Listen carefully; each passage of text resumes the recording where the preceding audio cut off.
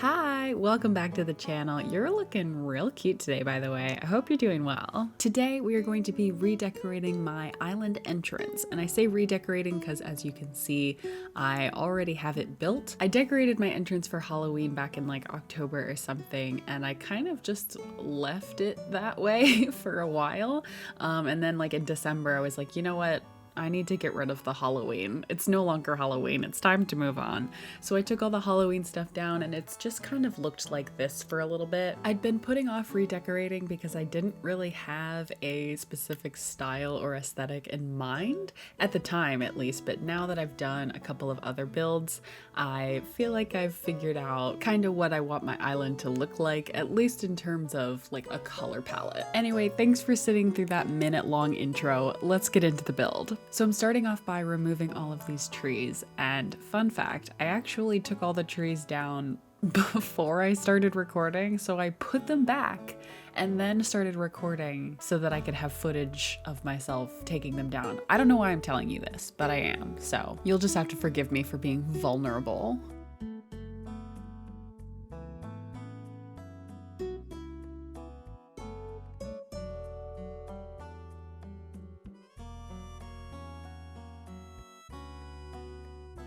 Okay, let's talk about the build. I'm extending the circular path because at some point I would like to kind of snake the circular path around the shopping district and connect it to like a more woodsy area towards the like left side, and that's not the left, the right side of my island. Oh my gosh, I'm 24 years old and I do not know my left from my right.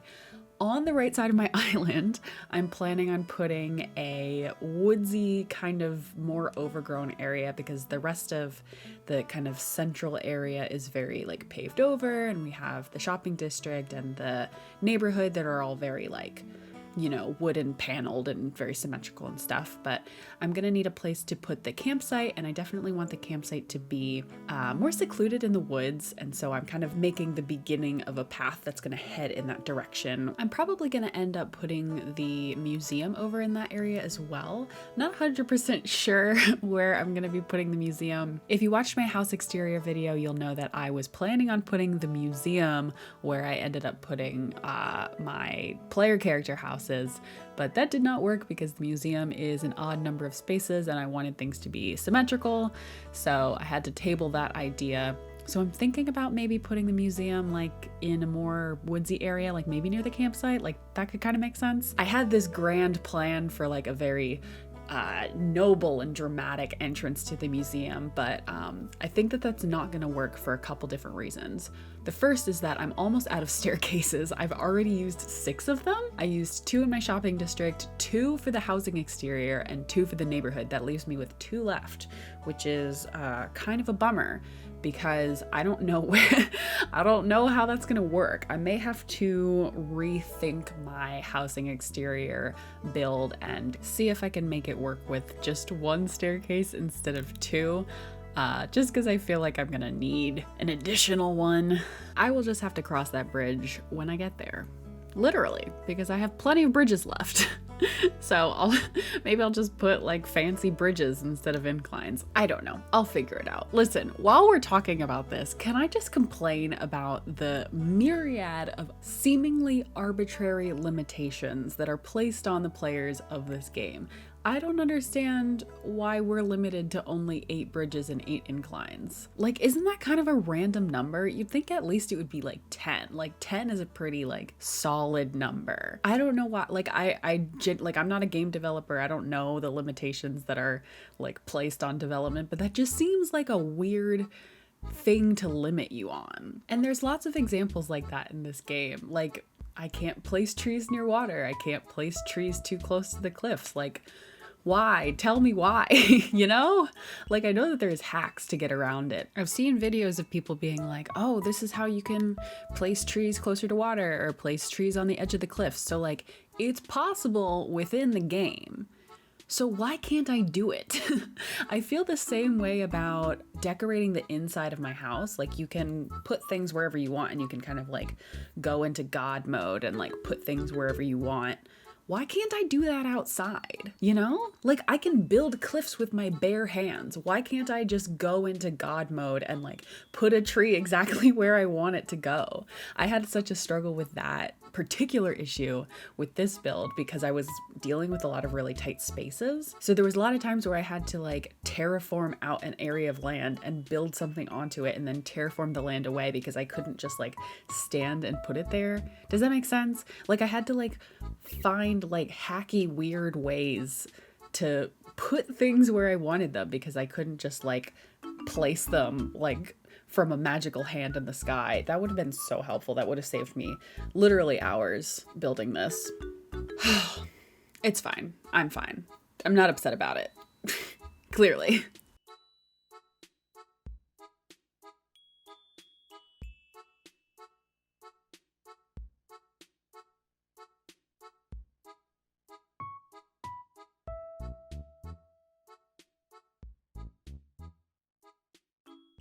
I have one last thing to complain about, and then I will stop, I promise.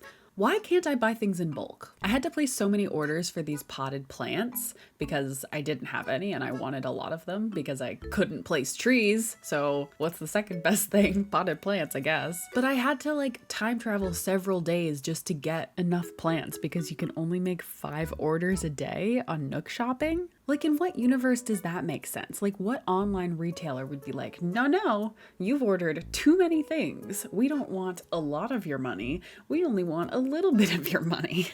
So you should order something tomorrow instead. Like, what? Like, why, Nintendo? Why are you making me do this? I feel the same way about trying to buy stuff from Leaf. I don't know why you can't buy more than 5 things at a time. I want 100 camellias. Let me buy 100 at a time. And like customization kits and stuff from Able Sisters and redeeming Nook Mile tickets too. Like I literally have 300,000 Nook Miles just stocked up just because I don't feel like redeeming Nook Mile tickets. Anyway, I think I'm done complaining for the day. Thank you for bearing with me while I got that off my chest.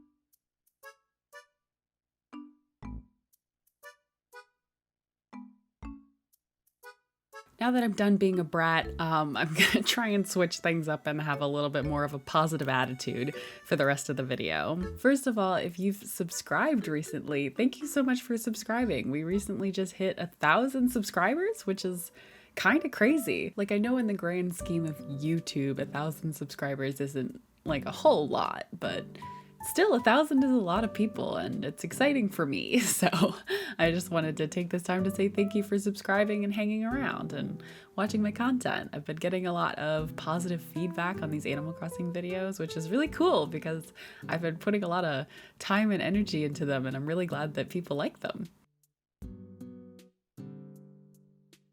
If you haven't subscribed already, I hope that you will consider doing so if you like the video, or at least just give it a like and leave a comment. Let me know what you thought about it. I do read all the comments and I try to respond to most of them, so definitely let me know your thoughts in the comments so we can chit chat, and let me know what other types of videos that you might want to see because I still have a lot of space left on my island to fill up, so I would love to hear your suggestions for other videos you might like to see.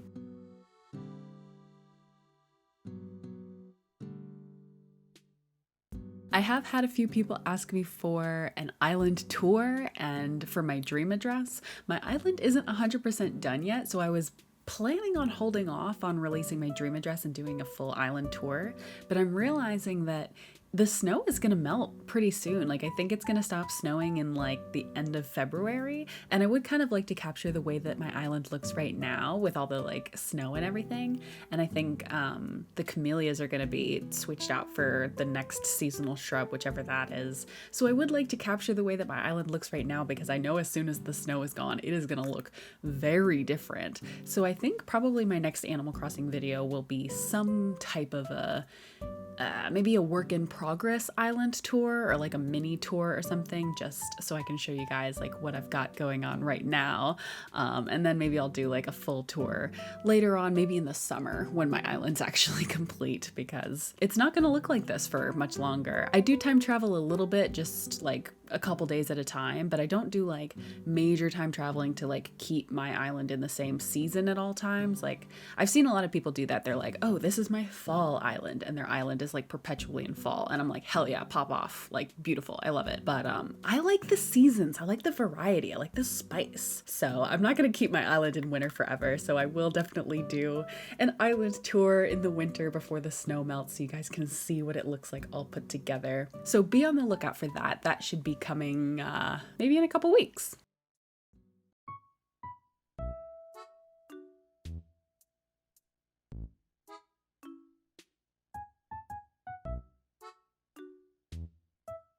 This build was the first time I've ever used the tree standees, I think they're called, the like tree poster looking things. And I'm not 100% sure how I feel about them, so you'll have to let me know your thoughts in the comments. But I think that they did an okay job of filling out the space vertically. In an ideal world, I would have been able to put more trees there, but as I mentioned earlier, I was struggling to put trees that close to cliffs and water and yada yada yada. I also was trying to make sure that the trees didn't block the view of the kind of outdoor lobby situation that I have in front of my neighborhood, because that's a place where I take a lot of pictures. Like when my friends come over, we can all gather in that little area and take pictures. So I didn't want all the trees to be blocking that view, and I didn't want to have to like build out a ton of cliffs to accommodate the extra trees. So this seemed like a happy medium, but I do know that I am gonna have to switch them out because they are snow covered. So once all the snow melts, they're gonna have to get moved because it's not gonna make sense for them to be covered in snow.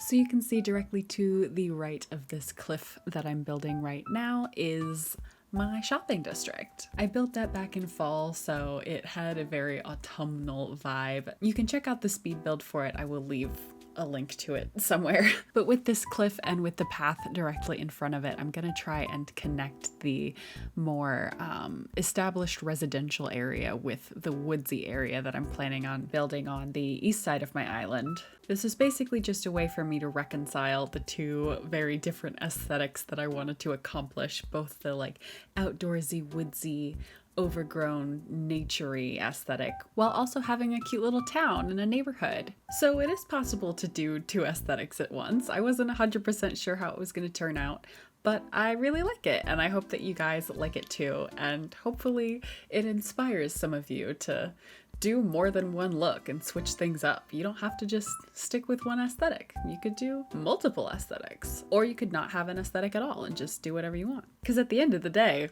it's just a game.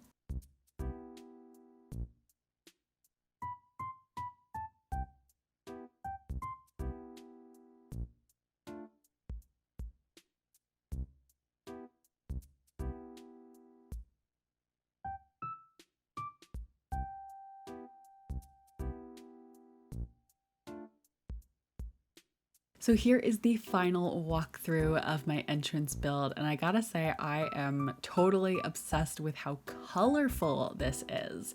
I love the way that the camellias look. I love the pink and yellow and red, so I really tried to lean into that with my flower choices. I did really enjoy the way that my island looked in the fall with all the like reds and oranges, so I wasn't really sure how I was gonna transition to the winter colors. But the camellias really inspired me to go for a unique color palette. And I think the cosmos work really well too, because they also have that yellow center. And I love how everything looks so like crisp and shiny when it's all covered in snow. I think that that looks really, really beautiful. I'm interested to see how the custom paths that I have placed will look when the snow melts, because obviously they kind of look like sparkly snowflakes now, but when everything's green and covered in grass, I'm not exactly sure how that'll translate, but I guess we will find out together. I will leave you guys with this clip of me sitting in Daisy's way for once. How does it feel, Daisy? How does it feel? Anyway, thank you guys so much for watching. I hope that you liked the video. If you did, please consider subscribing and leaving a like and a comment. If you'd like to hang out outside of YouTube, I will leave the links to all of my socials down in the description. I've been streaming on Twitch on Wednesdays and Thursdays, so I'd love to see you guys over there. I also have an Animal Crossing Instagram that you can check out. And now apparently I have a Discord, so if you'd like to join the Discord, feel free. Thank you guys so much for watching. I will catch you in the next one. Bye!